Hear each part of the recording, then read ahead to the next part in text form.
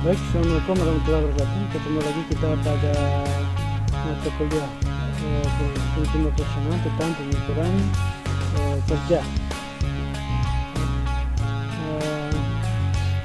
Pengukuran kerja suatu aktivitas yang menentukan waktu yang dibutuhkan oleh seseorang operator yang memiliki skill rata-rata relatif dalam melaksanakan kegiatan kerja dalam kondisi dan tempo kerja yang normal. Kemudian kriteria pengukuran kerja adalah pengukuran waktu, yaitu waktu standar waktu atau waktu baku. Jadi waktu rata-rata yang digunakan oleh seseorang untuk melakukan aktivitas dalam sebuah usaha. Kemudian tujuan pengukuran kerja pertama itu mengevaluasi performance para pekerja, membandingkan standar output yang ditentukan dengan hasil nyata yang didapatkan. Kemudian perencanaan kebutuhan tenaga kerja untuk tingkat output tertentu di masa yang akan datang. Tentunya kalau perusahaan garmen misalkan pada hari biasa dia bekerja pada atau SDM yang dibutuhkan cuma 20 orang. Cuman kalau sudah mau bulan puasa biasanya itu dia membutuhkan berapa pekerjaan. Nah, rata-rata pekerjaan ini kalau dioptimalkan atau waktunya ditambah lembur itu berapa, nah, kemudian perlu tenaga tambahan berapa. Kemudian menentukan kapasitas yang tersedia untuk tenaga kerja dan tertentu, kapasitas. Kemudian menentukan biaya dan harga jual dari suatu produk, karena dari jumlah orang itu atau biaya berapa tenaga kerja yang digunakan itu menentukan biaya dan harga jual suatu produk. Kemudian membandingkan metode kerja dan pemberian insentif. Penetapan standar kerja, pengalaman masa lalu, kemudian sedi waktu, standar waktu yang ditentukan, kemudian pengambilan sampel kerja. Kita lihat. Peramalan dilakukan melalui analisis kerja beban. Yang sini tadi, ini. Nah, analisis beban workload mengestimasikan beban pekerjaan yang dihadapi perusahaan dalam periode perencanaan tertentu. How much work is scheduled to be done dalam hitung melalui estimasi prediksi. Misalkan pengalaman masa lalu, untuk setiap peningkatan penjualan ada 1 juta diperlukan tambah 1 orang tenaga pekerja untuk penjualan, berarti 5 juta berarti untuk 5 orang. Biaya lembur per minggu 1 juta, di 4 minggu dibutuhkan 1 orang. Jika biaya lembur 5 juta, artinya tambahan tenaga kerja adalah 5 orang. Itu sama itu karena perkiraan. Kemudian perhitungan kuantitatif, misalnya Januari 98 ada 22.000 cuci surat yang harus diselesaikan masing-masing membutuhkan 0,09 jam. Beban kerja berarti 22.000 kali 0,9 jam kurang orang berarti 1940 jam. Jika seseorang bekerja 180 jam per bulan, kebutuhan tenaga kerja per bulan adalah 1990 bagi 180 maka adalah 11 orang. Analisis workforce, perhitungan beban juga harus dilengkapi untuk tenaga kerja untuk memberikan kelonggaran. Dari poin D, analisis beban kerja masih perlu dilengkapi dengan analisis tenaga kerja untuk memberikan kelonggaran. Apakah cukup dengan 11 orang tenaga kerja? Ya, seharusnya perlu ada kelonggaran karena ada 11 orang. Jika ada yang sakit, ada bermasalah, maka bisa ada allowance. Asset teams rate, jumlah orang AR itu jumlah orang dikurang hari absensi kali 100 dibagi jumlah pekerja dan jumlah hari kerja. Jika tingkat absensi 9%, maka sebagai pelonggaran ditambahkan 9% kali 11 tenaga kerja sebanyak 1. Berarti pelonggarannya adalah 1 tenaga kerja. Tahapan studi menentukan tugas, memilah tugas menjadi elemen dasar, menentukan jumlah pengukuran, menentukan dan mencatat waktu pelaksanaan, kemudian menghitung waktu sulus aktual rata-rata, menghitung waktu normal setiap elemen, menjumlahkan waktu normal, menghitung waktu standar. Studi waktunya, waktu siklus aktual rata jumlah waktu yang dicatat untuk merasakan kebelangan dibagi dengan jumlah siklus pengamatan. Waktu normal, ya, waktu siklus pengamatan rata-rata kali faktor peringkat. Waktu standar, waktu normal dibagi 1 dikurang faktor kelonggaran. Contohnya, Manajemen Science Association mempromosikan seminar pengembangan dengan mengirim beribu-ribu surat diketik per satu kepada berbagai perusahaan. Studi waktu dilakukan pada proses penyiapan surat dikirim dengan dasar pengamatan berikut. Mengembangkan faktor standar tugas disebut Owen faktor. Untuk keperluan kepribadi, keterlambatan dan kelelahan ada 15. Jadi bagi seperti ini, mengetik alamat pada amplop, mengisi amplop dengan surat media perangkap, menetapkan ini mengetik 1, 2, 3, 4, 5 orang peringkat sesuatu 10. Kemudian untuk yang lain, seorang petugas kerusian total diamati sebanyak 6 kali pada setiap unsur dari ketiga tugas kerja yang di bawah ini. Tentukan waktu standar proses Owen faktor untuk keperluan. Ya, 1, 2, 3, 4, 5 kan A, B, C. Kemudian ini 1, 3, 2, 9, 2, 1 80%. Kemudian faktor B nya 8, 6, 8, 5, 3, 2, 3 10%, 5, 5, 4, 5, 5, 6, 5 ini 80%.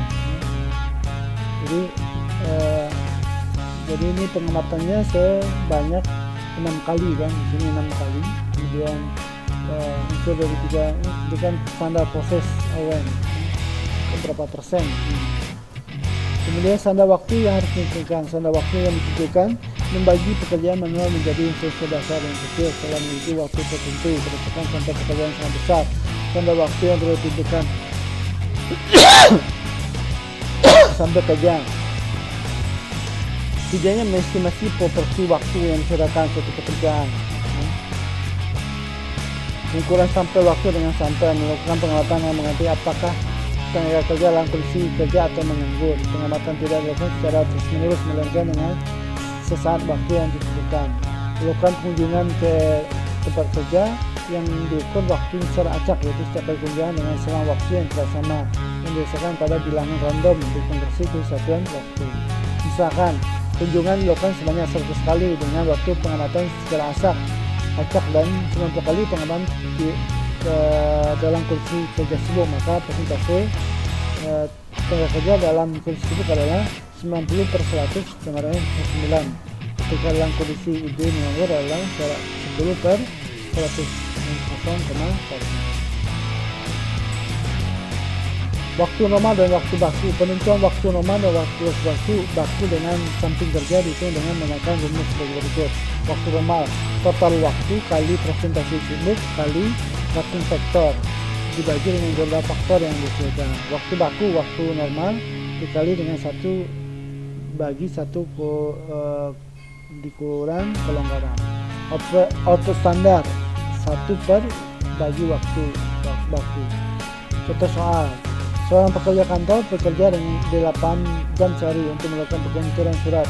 Dari pengamatan yang dilakukan ternyata 80% bekerja tersebut dalam kondisi bekerja dan 50% kondisi menganggur. Apakah jumlah surat yang disesuaikan sebanyak 2.345 surat? Maka tentukan waktu bakunya dan asumsi rating faktor adalah 150% dan kelonggaran 20%.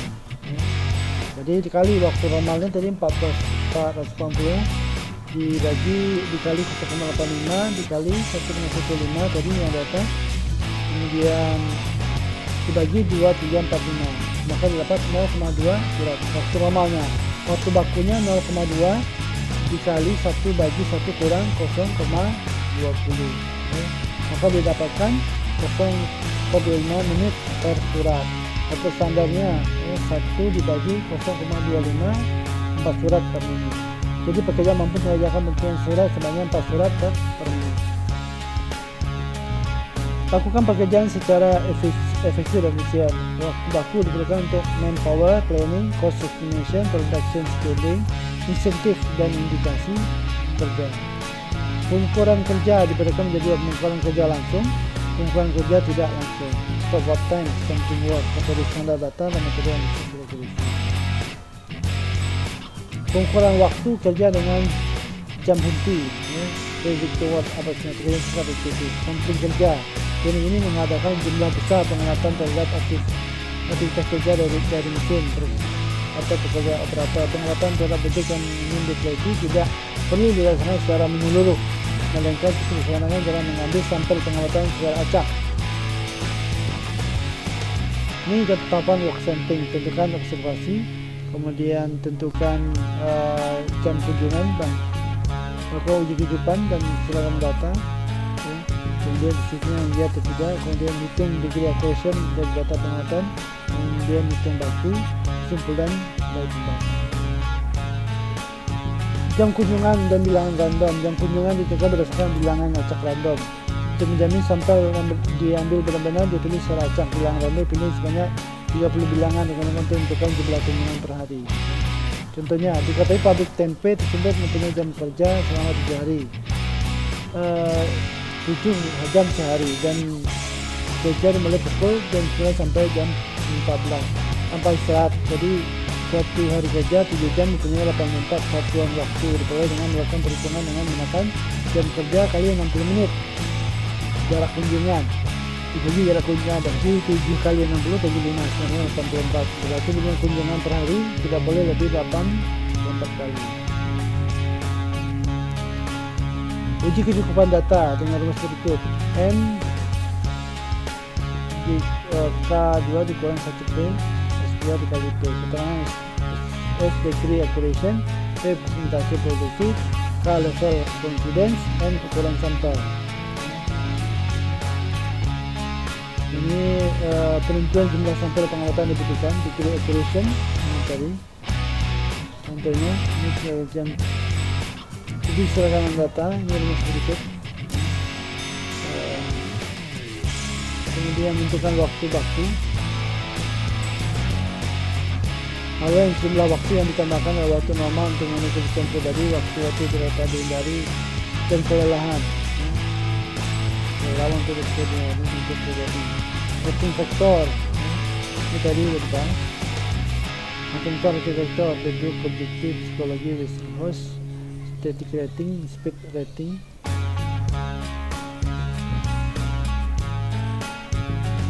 Kemudian resting host dan static resting host membagi kondisi kerja menjadi 4, yakni skill, effort, condition, dan consistency. Static untuk mengawasi tempat kerja data berdasarkan nilai waktu yang telah ditetapkan terlebih dahulu.